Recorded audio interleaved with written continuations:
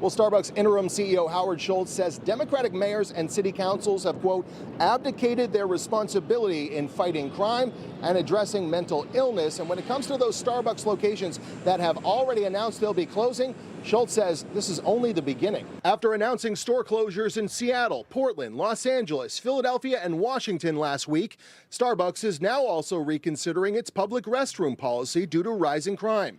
A policy that drug users and the homeless have taken advantage of in recent years. Quote, we need to reinvent Starbucks for the future, says interim CEO Howard Schultz, making note that the company must radically improve employee experiences.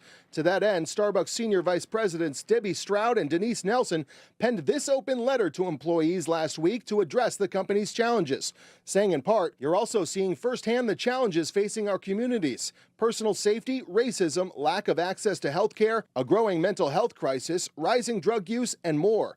With stores in thousands of communities across the country, we know these challenges can, at times, play out within our stores too. We read every incident report you file. It's a lot. Starbucks critics say this is just another example of go woke, go broke, pointing to how in 2020, Starbucks began allowing employees to show support for Black Lives Matter by wearing BLM pins and shirts in its stores.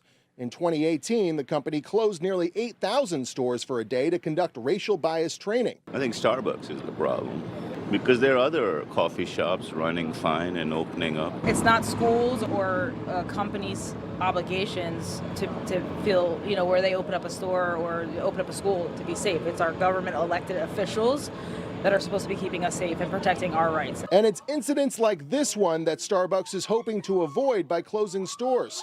This is Greenwich, Connecticut on Monday, where a woman who just left an Apple store was mugged in broad daylight before she was saved by a quick-thinking Good Samaritan. Yeah, everyone should be able to feel safe in their own town. In New York, for Newsmax, I'm Mike Carter.